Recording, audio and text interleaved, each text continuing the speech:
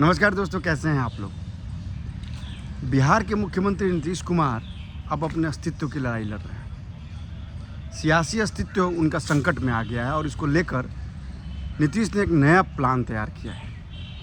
इस प्लान की एक एक जानकारी आज मैं आपको दूंगा, क्योंकि जो हमारे सूत्रों ने बताया उसके हिसाब से नीतीश कुमार इस नए प्लान के जरिए बीजेपी को बड़ा नुकसान पहुंचाने की कोशिश करेंगे। यह कोशिश कितनी सफल होगी, क्या है कोशिश, ये पूरी डिटेल आज हम आपको बता रहे हैं। आप हमारे वीडियो को लगातार देखते रहिएगा, क्योंकि इस वीडियो में आज जो मैं आपको जानकारी देने जा रहा हूँ वो बेहद इम्पॉर्टेंट है। क्योंकि पूरा देश इस समय चुनाव के मूड में है। पूरा देश इस समय सिर्फ चुनाव की बातें कर रहा है और करनी भी चाहिए, क्योंकि आप देखिए 5 विधानसभा और 1 लोकसभा का चुनाव है। आपको अपने मताधिकार का उपयोग करना है, आपको अपना नेता चुनना है, आपको अपनी पार्टी के प्रति, जिस भी पार्टी के प्रति आपकी लॉयल्टी है उसको लेकर आपकी जानकारी होनी बहुत ज़रूरी है। और क्या पुख्ता जानकारी होगी, कैसी जानकारी है, क्या चल रहा है, इसकी एक एक जानकारी आप हमारे माध्यम से ले सकते हैं, क्योंकि हमारे सूत्र चारों तरफ हैं, हमारी टीम है। हम लगातार इस खबर पर पैनी नज़र बनाए हुए हैं, इसका विश्लेषण कर रहे हैं, इसको लगातार समझ रहे हैं, नेताओं से बात कर रहे हैं, नेताओं से जुड़े लोगों से बात कर रहे हैं, पार्टी से जुड़े लोगों से बात कर रहे हैं और उसके आधार पर हम ये विश्लेषण कर रहे हैं। अब जो पहला विश्लेषण ये है कि नीतीश कुमार ने एक नया प्लान तैयार कर लिया है और यह इस प्लान को वो अमली जामा पहनाएंगे 11 और 12 सितंबर को। डेट ध्यान रखिएगा, 11 और 12 सितंबर को। अब आपके मन में ये सवाल आ रहा है कि आखिर 11-12 सितंबर को नीतीश क्या करेंगे और कौन सा ऐसा प्लान है।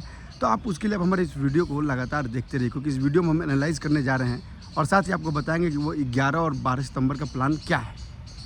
तो सबसे पहले सुनिए कि आखिर यह प्लान बनने की बात क्यों आई। दरअसल नीतीश कुमार भाजपा के तर्ज पर, एनडीए के तर्ज पर माइक्रो प्लानिंग करने की कोशिश कर रहे हैं। चूँकि वो महागठबंधन में रहे हैं एनडीए के साथ, लिहाजा महागठबंधन में इसलिए कहता हूँ कि महागठबंधन का मतलब आप बार बार दूसरी महागठबंधन जो बिहार में जिसे उसको मत समझिए। महागठबंधन वो भी है, क्योंकि उसमें भी कई पार्टियाँ हैं एनडीए में, लिहाजा वो भी एक महागठबंधन है। तो आप महागठबंधन से कंफ्यूज मत कीजिएगा। महागठबंधन का मतलब एनडीए की बात मैं कर रहा हूँ। तो अब जब नीतीश को ये लगा कि भाई अगर माइक्रो स्तर पे अगर नहीं प्लानिंग की गई तो एनडीए को मुकाबला करना बड़ा मुश्किल होगा, क्योंकि एनडीए के खुद भी वो साथी रह चुके हैं, घटक दल रह चुके हैं, लिहाजा वो उनकी प्लानिंग को समझते हैं। अब आप सोच रहे होंगे ऐसा नीतीश क्यों कर रहे हैं, क्यों एनडीए के कदमों को, एनडीए के पद चिन्हों को फॉलो कर रहे हैं। उसकी भी बड़ी वजह है, चूँकि नीतीश से पहले कह चुके हैं कि बिहार में वो बीजेपी को शून्य पे ला देंगे, इसके लिए वो संकल्पित है। लिहाजा इस संकल्प को पूरा करने के लिए वो लगातार प्लानिंग कर रहे हैं, वो लगातार सोच रहे हैं कि कैसे जो है इस बीजेपी के जो मास्टर माइंड जो हैं उनके दिमाग में क्या चल रहा है, उसकी ब्लूप्रिंट वो पहले से अपने स्तर पे उसको निकालने की कोशिश कर रहे हैं। और इसी कोशिश का नतीजा है कि 11-12 सितंबर को वो लोगों से मिलेंगे। अब किन लोगों से मिलेंगे मैं आपको बता रहा हूँ, इसका विश्लेषण करूँगा उस मिलने से क्या फ़ायदा होगा और उससे नीतीश का जो सपना है वो कितना पूरा हो सकता है। दरअसल नीतीश अस्तित्व की लड़ाई लड़ रहे हैं, राजनीतिक अस्तित्व की लड़ाई लड़ रहे हैं। उसकी बड़ी वजह यह है कि एनडीए से हटने के बाद से उनका सियासी लड़ाई जो है अब सीधा एक सूत्र ही रह गया है, वो है बीजेपी को बिहार से आउट करना। नीतीश ये जानते हैं कि जितनी भी संख्या बल उनकी लोकसभा में होगी उतने ही उनकी पार्टी जो है वो जो अभी INDI बना है उसके लिए उसमें वो मजबूत दावेदार बन सकते हैं। दावेदार किस चीज़ के बन सकते हैं, तो नीतीश चूँकि राज्य स्तर पे अपनी राजनीति कर चुके हैं तो वो राष्ट्रीय स्तर पे आना चाहते हैं। राष्ट्रीय स्तर पे वो केंद्रीय मंत्री भी रह चुके हैं तिवारी की सरकार में, लिहाजा राष्ट्रीय स्तर की राजनीति कैसे होती है नीतीश बखूबी जानते हैं। लेकिन नीतीश यह भी जानते हैं कि उनके समकक्ष, उनके पैरेलल कई सारे ऐसे नेता हैं दूसरे पार्टियों में जो उन्हें कभी भी आगे आने नहीं देंगे। पहला कांग्रेस ही नहीं आने देगी, दूसरा आरजेडी जो है लालू प्रसाद यादव अपने बेटे को लगातार राष्ट्रीय स्तर पर प्रोजेक्ट कर रहे हैं। लिहाजा नीतीश के लिए चैलेंजेस बहुत हैं। नीतीश को ये समझना पड़ेगा कि इन चैलेंजेस को वो कैसे पार पाएँ। और इसी कोशिश में एक बड़ी कोशिश यह भी सामने आ रही है कि नीतीश ने 11-12 सितंबर को एक बड़ी प्लानिंग की है। इस 11-12 सितंबर को वो लगातार जो है अपने पार्टी के पहले पदाधिकारियों से मिलेंगे, प्रमंडल स्तर के पदाधिकारियों से मिलेंगे, अध्यक्ष से मिलेंगे, जिला के अध्यक्ष से मिलेंगे और ये वो फीडबैक लेना चाहेंगे कि उनके पार्टी को लेकर लोगों में क्या धारणा है। सेम माइक्रो प्लानिंग जो बीजेपी जैसे कर रही है वैसे ही कर रहे हैं। इसके बाद 12 सितंबर को वो पूर्व विधायक, मौजूदा विधायक और जो बड़े नेता हैं उनके बारे में फीडबैक लेंगे कि लोग उनके बारे में क्या सोचते हैं, क्या राय है। यानी इसका फ़ायदा उनको टिकट वितरण में देना होगा, क्योंकि 40 का 40 सीट बहुत इम्पॉर्टेंट है इस बार जेडीयू के लिए भी और बीजेपी के लिए भी। लिहाजा दोनों की माइक्रो प्लानिंग चल रही है। इसके बाद तुरंत अमित शाह वहाँ 15 को रैली करेंगे, बिहार में दरभंगा जाएंगे। इसके पहले वो लगातार, यह उनकी 5वीं रैली होगी, 5वीं बार वो बिहार जा रहे हैं। इसके पहले वो अलग अलग ज़िलों में जाके वो दहाड़ चुके हैं। जेडीयू को उन्होंने खुला निमंत्रण दे दिया है कि अगर आप जीत सकते हो तो जीत लो। इसके बाद से नीतीश कुमार बेचैन है और नीतीश कुमार की लगातार परेशानी भी बढ़ रही है, क्योंकि इनके यहाँ जो लॉकुश समीकरण था वो बिगड़ गया है। उपेंद्र कुशवाहा, आरपीएन सिंह जो है दोनों ही बाहर जो आउट हो गए पार्टी से, जो लॉकुश के बड़े आधार थे। इसके बाद बीजेपी ने सम्राट जी को बीजेपी अध्यक्ष बनाकर वहाँ पे एक बड़ा दाव खेल दिया, सम्राट चौधरी को। इसके बाद से क्या होता है कि अब नीतीश के पास कोई उपाय नहीं बचा कि वो माइक्रो लेवल प्लानिंग ना करें, क्योंकि अगर वो माइक्रो लेवल प्लानिंग नहीं करते हैं तो उनके लिए यह एक बहुत ही मुश्किल समय हो जाएगा। और साथ ही उनका असेसमेंट भी नहीं हो पाएगा कि वो किस स्तर पर चुनाव को लेकर जाएं, क्योंकि इसके पहले 16 सीट लोकसभा में जीतकर नीतीश अब उन सीटों पर कायम रहें, यह भी एक बड़ी चुनौती है। इसके पहले वो एनडीए के साथ थे तो जाहिर सी बात है इसका फ़ायदा उन्हें अलग से मिल रहा था।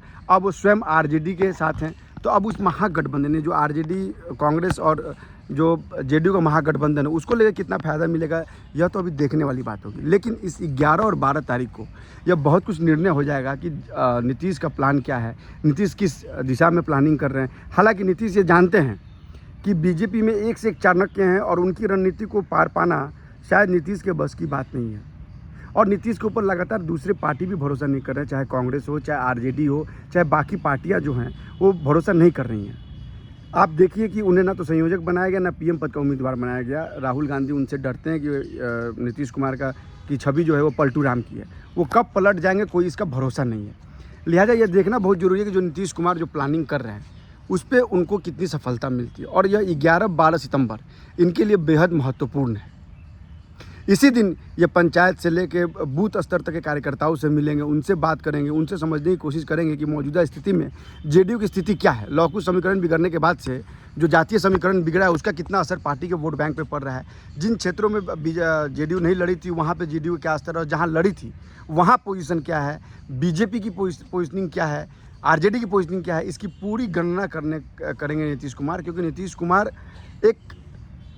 की छवि सुशासन बाबू के तौर पे थी जो अब बिगड़ गई है। लिहाजा इसका भी वो आकलन करेंगे कि जो इनकी छवि में जो सेंध लगा है, जो छवि में डेंट लगा है, वो कितना वोट पे प्रभावित करेगा। यह भी नीतीश के लिए बड़ी बात होगी, इसको देखना, इसको समझना।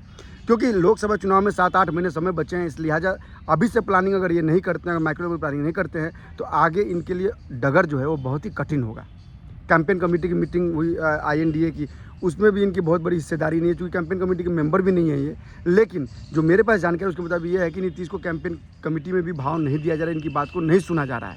लिहाजा नीतीश एक अपना पैरेलल जो है वो अपनी संख्या बल खड़ा करना चाहते हैं INDA में, और बताना चाहते हैं कि भाई आप जो सोच रहे हैं कि जेडीयू जनाधार नहीं है, जेडीयू के पास सीट नहीं है, वो आपकी धारणा गलत है। हालांकि चुनाव में कितने सीट आएंगे ये देखने वाली बात होगी। लेकिन जो मेरी समझ है, जो मेरी जानकारी यह है कि नीतीश कुमार इन दिनों बहुत परेशान चल रहे हैं। उनको यह भी डर है कि जेडीयू कभी भी टूट सकती है, इनके विधायक जो है वो बीजेपी में शामिल हो सकते हैं, आरजेडी में भी शामिल हो सकते हैं। यह डर भी उनके पास लगातार बना हुआ है। इसीलिए वो जेडीयू के कार्यालय पे बिना किसी को बताए छापा मारते हैं, या फिर वो उसके विधायकों से मिलते हैं, एक एक कर सभी विधायकों से मिलते हैं, लोगों से मिलते हैं, अपने कार्यकर्ताओं से लगातार मिल रहे हैं, जो कि पिछले कई सालों से वो नहीं मिलते थे। इस परिपाटी को उन्होंने ख़त्म कर दिया था। लेकिन क्योंकि उनको शक है कि उनकी पार्टी में अंदर से सेंधमारी हो सकती है, बीजेपी अलग सेंधमारी कर सकती है, आरजेडी भी सेंधमारी कर सकती है। और आरजेडी ने तो खुल के उनके साथ सेंधमारी कर भी दी है। मुंबई में लालू यादव ने पहले पहुंचकर अपने बेटे को कोऑर्डिनेशन कमेटी में जगह दिलवा कर यह साबित कर दिया कि वो नीतीश के साथ उस तरह से नहीं है जिस तरह से नीतीश उनके बारे में सोचते हैं। लिहाजा यह देखना बहुत ज़रूरी होगा कि जो नीतीश सोच रहे हैं उसको कब वो अमली जामा पहना सकते हैं। 11-12 को जो मीटिंग होगी वो बहुत इंपॉर्टेंट होगी, क्योंकि 15 तारीख को खुद अमित शाह जो है वो बिहार जा रहे हैं। लिहाजा आप सोचिए कितने माइक्रो लेवल पर 18 तारीख से संसद का विशेष सत्र हो रहा है, और बीजेपी के चाणक्य 15 को बिहार में रहेंगे, दरभंगा और में जाएंगे, वो वहाँ पे कैंपेन करेंगे, वहाँ लोगों से बात करेंगे, समझेंगे। यानी अच्छा, बीजेपी पिछले 4-5 महीने से लगातार जो है वो माइक्रो लेवल पे प्लानिंग कर रही है, माइक्रो लेवल पे रैलियाँ हो रही है, लोगों से मिल रहे हैं, उनके नेता एक्टिव हैं, जगह जगह उनके लोग जा रहे हैं। ऐसे में नीतीश की घबराहट बढ़ गई है। नीतीश को ये समझ में नहीं आ रहा है कि आखिर इस माइक्रो लेवल जो इनकी प्लानिंग है उस पर सेंध कैसे लगाया जाए, क्योंकि पिछली चुनाव में भले उन्हें 16 सीट आई थी, लेकिन उस समय बीजेपी के साथ थे, बीजेपी के साथ मिलकर उन्होंने चुनाव लड़ा था और आरजेडी के खिलाफ खुलकर बोला था उन्होंने। अब उस आरजेडी के साथ जब ये मिलकर चुनाव लड़ेंगे तो उसका असर वोटर्स पे कितना पड़ेगा, यह देखने वाली बात होगी। आप हमारे वीडियो को लाइक कीजिए, सब्सक्राइब कीजिए, शेयर कीजिए, कमेंट कीजिए, ताकि कमेंट के जरिए हमें जान सके कि आप किन तरह की खबरों को देखना पसंद करते हैं। नमस्कार।